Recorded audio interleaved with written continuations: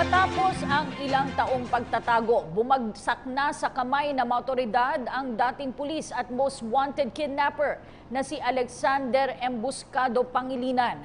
Nadakip si Pangilinan ng Royal Thai Police sa Suhratan, Thailand noong Oktubre 13. Itinurn over ito ng Thai Police kay PNP Chief Ronald De La Rosa at kasama na itong umuwi sa bansa ng Hepe. Wanted si Pangilinan sa salang pangingidnap at pamamaslang sa Chinese national na si Michael Chan taong 2005. 10 years na siya doon. He was working as from waiter. He worked his way up hanggang naging resort manager siya. Nakapag-asawa na siya ng Thai woman and magaling na siya magsalita ng Thai language.